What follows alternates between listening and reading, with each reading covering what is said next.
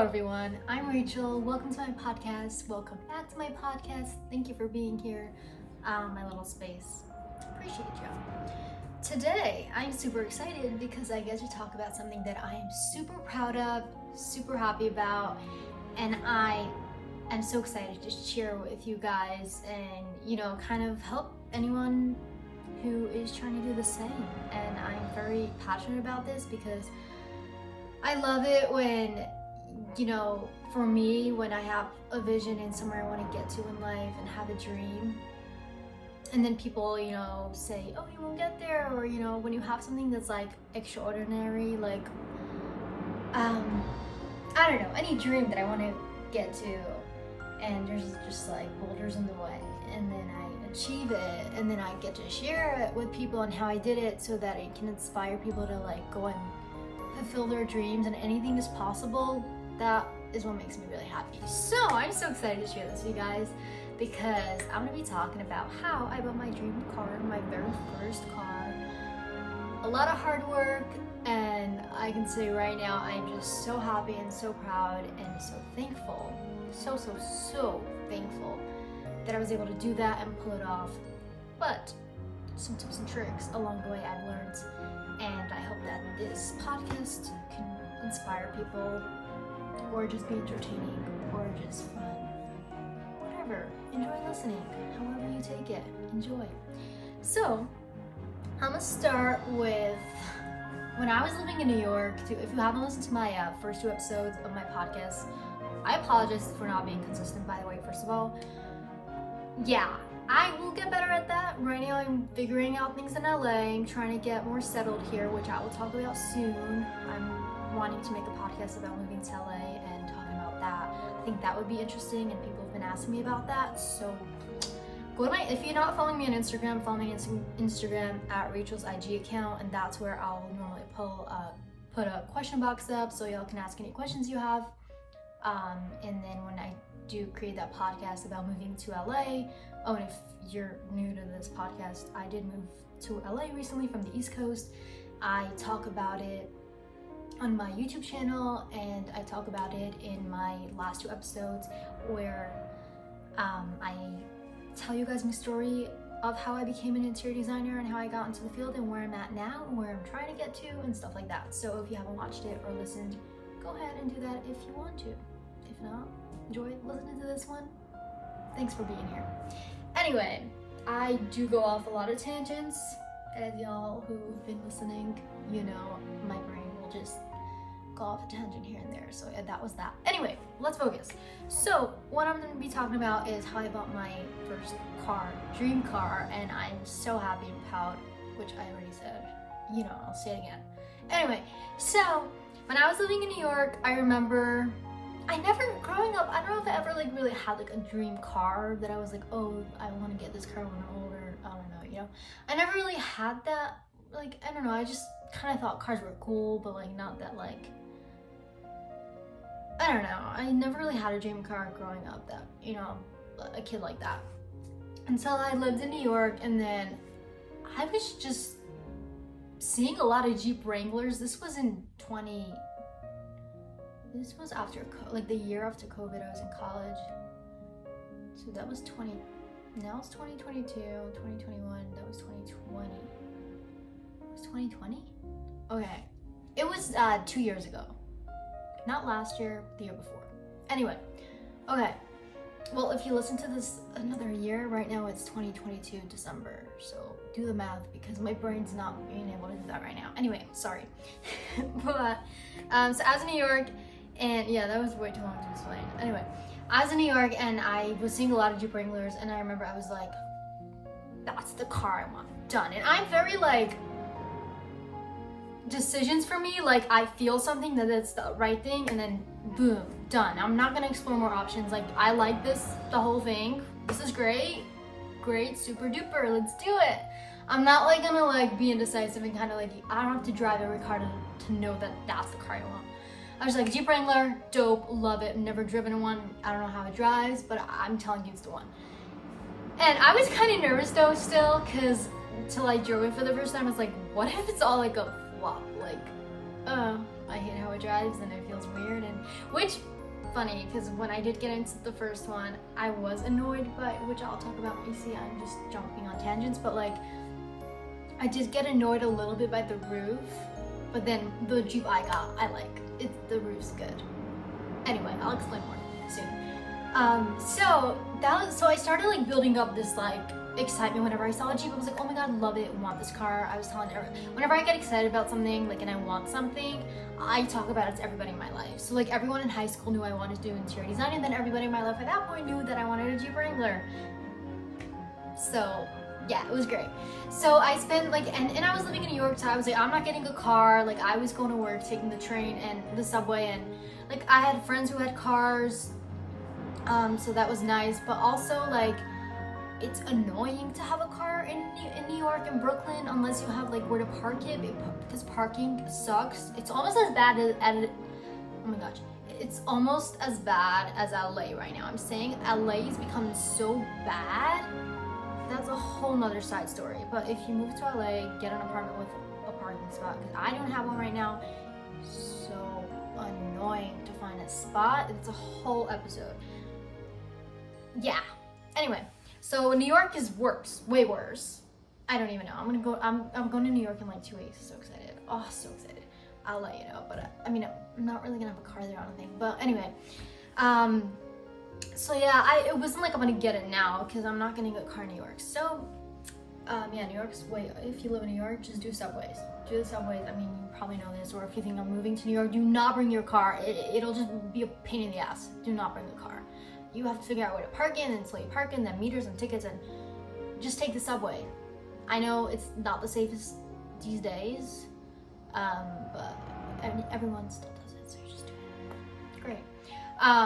So then when I moved back to Miami, I needed a car desperately because my parents had their own cars and I would just use theirs, and I didn't have my own car in Miami. People think, when I say Miami, people think like clubs and party, vacation, whatever. Like living in Miami, at least in my experience where I live, like residential area, it's quiet, it's just houses, like there's nothing going on, it's kind of boring to me. Yeah, I know. That's just me, but so yeah, like you can't really walk anywhere where I was living. Like you need a car. Technically you could walk 20 minutes to get to like the grocery store area and stuff, but like you have to drive. You don't walk in Miami. I mean, unless you're in South Beach and you're on vacation and you're on the hotel strip or you're living in Surfside, but not like North Miami Beach or even Fort Lauderdale or Ventura. Well, in Ventura you can walk. Anyway, tangents are great. I'm glad y'all are just hopefully not gonna get bored that I'm just, we're kind of exploring other things, random things. But okay, so when I was in Miami, and then I started doing a lot of design projects, which was so exciting and fun, but I kind of needed a car, and it was just like, I kept renting cars even, because, I had a project in Boynton Beach, which is like an hour from Miami. It's near West Palm Beach, and I just kept renting cars for that project, because I didn't have my own car, and I couldn't just like take my mom's car for the day. So that's when I was like, okay, we're gonna try and get my dream car. And thank God, at that point, this is what helped me a lot. I was living at home. It was after college. I moved back home to try and start my own business and in Miami. And I didn't have to worry about rent and didn't really have any expenses, so that was nice. And I started making my own income doing interior design. And thank God, interior design is a great business. So I was kind of building up my credit score and kind of building up money, bank. If you obviously want to buy a car, you gotta do that. So doing that was great, slowly but surely. And then, but that wasn't even the problem with buying my own car. The struggles. So I'll tell you what happened. It's annoying because it's like out of my control. What's happening? Okay, backtrack. Okay, so basically, I get to Miami, and then like everyone knows, okay, you want to get your first car, you want to get a Jeep Wrangler, and then I was like, okay, I go to the dealership, and then problem one, it's after COVID, so there's a car shortage, and I'm very picky. I want a white Jeep Wrangler with a black like the black roof, and you know, I knew the color I wanted. Obviously I'm a designer, like I know what I want. I'm not just gonna get any color. I almost settled for a green one later because it was so hard, but I'm happy I stuck to my gut and stuck to my, you know, what I wanted, and I got the white one. But so I wanted the white and black Jeep Wrangler, and I called so many dealerships, and then finally, that was the thing, just locating. The first thing was locating the car I wanted, and it was during COVID, so it was really hard to locate that car. A lot of people didn't have it, or it's coming in, and then right as it came in, it was sold or whatever. So finally, like, let's say one place, they said, oh, we're getting a Jeep Wrangler in today. I was like, great. And dealerships, a lot of things I learned. First of all, a lot of them lie. Second of all, a lot of them will make you just come in. They'll be like, okay, we got your Jeep Wrangler, come to the dealership, and they'll just try and get you to be at their dealership, and you have to be firm and be like, no, like, tell me you have it, tell me the price, get the most information you possibly can before going to the dealership, because I've done it where they're like, oh, come to the dealership, I'm like, okay, I gotta go, and I go, and then like they don't even have what I want, or like it was sold already by the time I got there. You have to make sure like you're not just like running there for nothing, because that's a big thing with dealerships. So, and then third of all, negotiate with them. Like, they will make you feel like, a lot of dealerships, like, you gotta just keep your grounds, watch YouTube videos on how to talk to people at dealerships, because it was a couple months that I was trying to get my car. Okay, this podcast is all over the place, but it was a couple months that I was trying to get my car, and I went to a lot of different dealerships, so I kind of started watching YouTube videos on how to talk to them. And I think what worked best was when I just stayed cool and collective and didn't get so excited to them, and let them be the one making the sale and deal and wanting me to buy it, rather than me being like, oh, you have the car, I want it now, like, and then, because then they'll charge you the most, and then because they're a salesperson, so they're trained to try and get you to buy something. So when they say, oh, we have this car that you want, we have one of that, and you say, oh, I want that one, then they'll charge you whatever they want, because they know you only want that one. But if you come in saying like, oh, I want a Jeep Wrangler, what are the options? Oh, what's the best price? And you kind of just play their game, try to pretend like you're not desperate for what you're desperate for, really, then that's how you're gonna get it. Okay, so like, watch YouTube videos and kind of figure out your personality on how to work with them also, because everybody's different. But that's what I found is best, is just stay cool and collected, just keep breathing, and if you need to go to the bathroom, like, leave, step away for a second, and just come back and just pretend as if you're not desperate for the car. And that is what will help a lot, because if you seem desperate, and like, then they live to try and make sales, so let them do that and get your best deal. Anyway, so that's what I learned, first of all. So that was like my whole journey. That's what I learned from like going to dealerships all the time, like not going right away, my mom helped me with that and taught me that, like, don't run to a dealership, because I've Ubered to dealerships and like gone, and then it's like they don't even have it. Like, don't run until you're really sure that's what you like, what they have, what they want, the price is good. And then when you even arrive there, pretend like that's not the one you're desperate for. Like, ask them about other options too, so that they'll kind of sell you that for the best price. So yeah, that's honestly the best advice I can give you, really. I mean, that was during COVID, so it might be a little different right now, but like, also just watch YouTube videos and learn how to talk to people at dealerships. And also, I went myself to dealerships a lot, and it was like, you know, they can just easily take advantage of someone like me who looks young and doesn't know a lot. And they're like, oh, didn't you come with your dad or whatever? And I'm like, no. And I did try and get my dad to come at some point. I ended up going myself, but it was fine. It was cool. And then what was the next thing that happened? Okay, so my first struggle was trying to locate the car I wanted. Second struggle was this. Let's say I found finally a dealership that has my car. Finding the car was the biggest struggle. Like, that was my focus, just finding the car. But then once I found it, I was like, great, the car is there, and I was so excited. I need this exact car. And the second struggle was getting approved for the car. So the thing with me is that I'm young, and my credit history wasn't old enough. Like, my card wasn't open for long enough, and that's beyond my control and what I can do, because there's nothing I can do about that. Like, I'm just young. So I basically, like, even if I had the money for it and I had the credit score for it, it didn't matter because credit history is something they look at a lot when getting a car, which is really weird because when you're renting a place, I don't think they care about it as much. And renting a place, I mean, I guess, I don't know. But, and when you're renting a place, like, the monthly amount is more.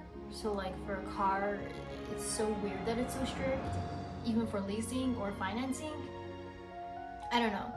But that's how it is. It's super frustrating and annoying. And the thing you can do is get a cosigner.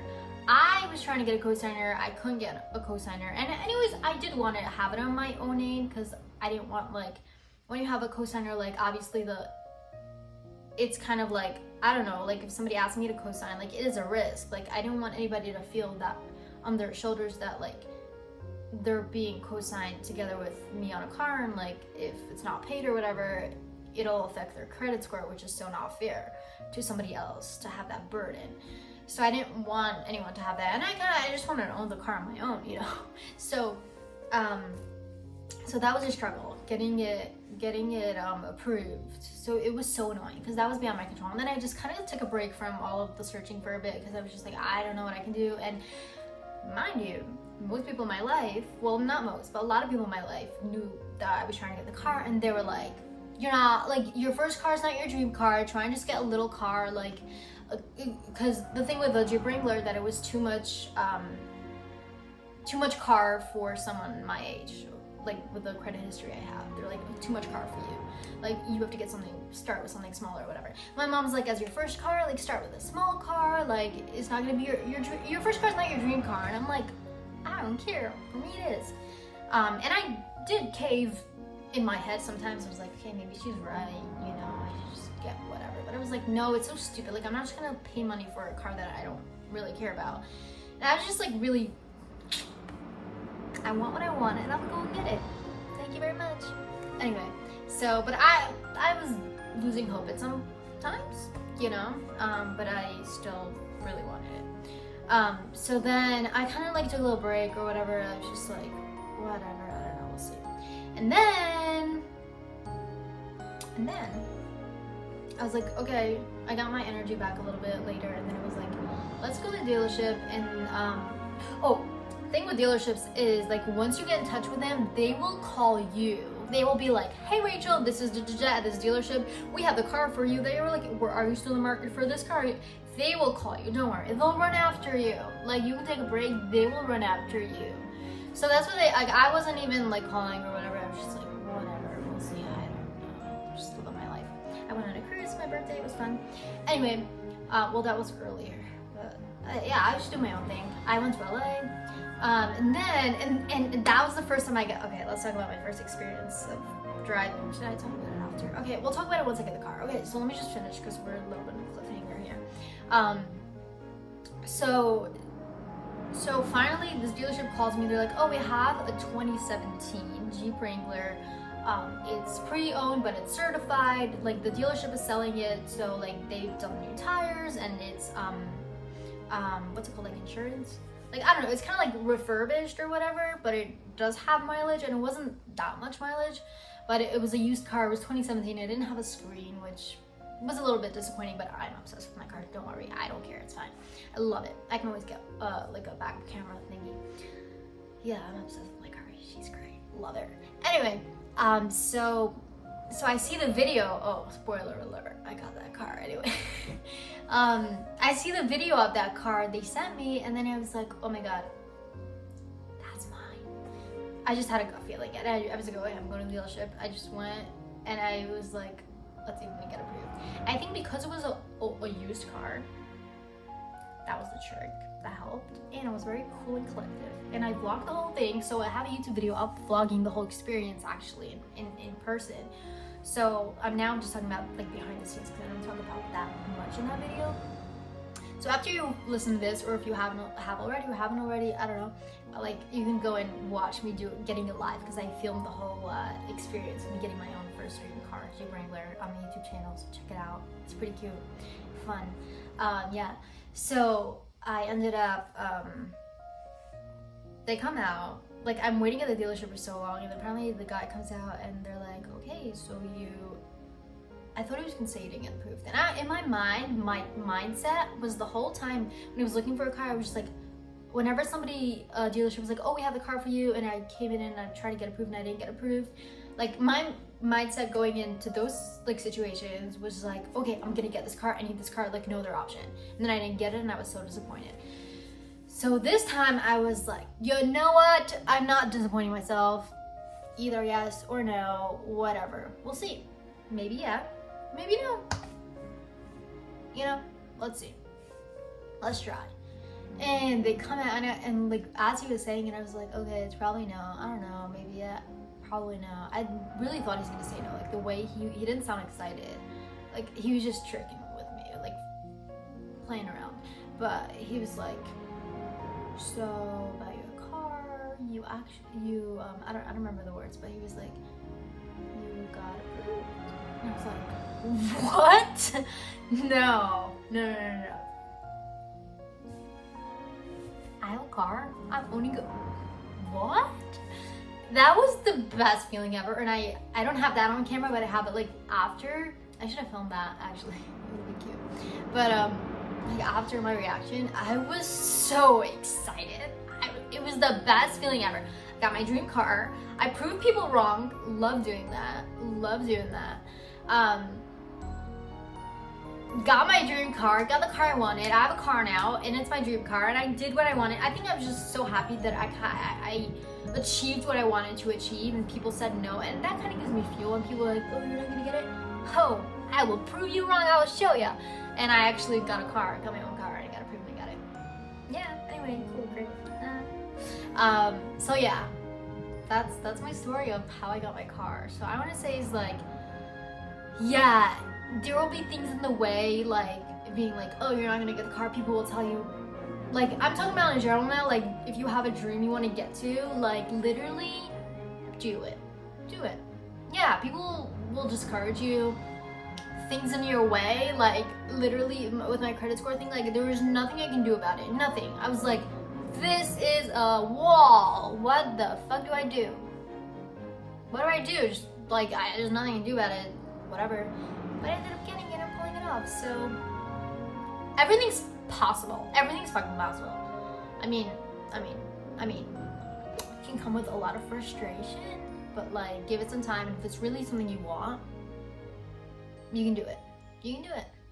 You can fucking do it. Prove them all wrong, or not even that. Just do it for yourself. Do it. Like I just feel so good about myself that like I just kept trying, and that like my head was still, like I had my bulgos on the car. Whatever, my wording is great, but like I'm trying to say like my eyes were like on the prize, basically on the car, and like people would dissuade me, and sometimes I'd get dissuaded, but I was still there. I was still like, that was where I was headed to. Like for me in life, you have to figure out what works for you, but for me, like the way I get things done or the way I achieve my goals is like, I know where my end goal is at and where I want to be at, and just getting there is what I don't know. And I kind of need to know where the end goal is going to be. Otherwise, I'm just frustrated, like what is going on. But if I have like the end goal there and it's something I'm working towards or just like figuring out, then that's great. So yeah, that's my story of how I bought my first car, my dream car. And I hope this inspires y'all, or you enjoyed listening. And yeah, so I'm really proud and happy about it, and just know everything's possible in life. Take it one step at a time. I was in an Uber the other day from LAX to my home, and the Uber driver, because I'm trying to figure out careers in LA better right now, and once I figure it out, I'll talk to you guys about it, but it's frustrating. Yeah, it's so frustrating to just talk about it. I'll talk about it when I'm like ready and I can actually talk about it with answers and not just, you know, vent about it. But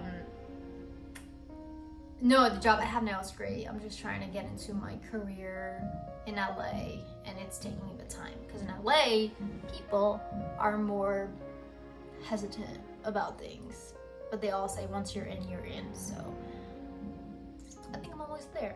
I'm gonna push my way in. Watch me. Anyway, So yeah, oh, the Uber driver was saying that it's like painting something, like just work on one piece at a time. And that's true. You just gotta focus on one thing. If you're like looking at the whole picture as a whole, you're gonna be like overwhelmed. Where do I start? What do I do? But if it's just like, I do that with design too, and I have a big house project. Like, I remember I had that for my first project. I was like, where do I start? And then when I was just like, okay, we're gonna start with like one room at a time and just focusing on the paint color first. And then go from there, that's how you eat the whole thing. You're like, oh, we're done? Oh, great. So yeah, that's what we're gonna do. Anyway, thank you so much for listening. Thanks for watching. If you're watching this on YouTube, check out my other videos and my other podcasts if you would like to. And feel free to DM me with any questions or comments or anything at Rachel's IG accounts, and subscribe to my YouTube channel and follow my podcasts on all platforms, or I think they're on all platforms. I don't even know. Let's see. Have a great day, y'all, and we'll see you later.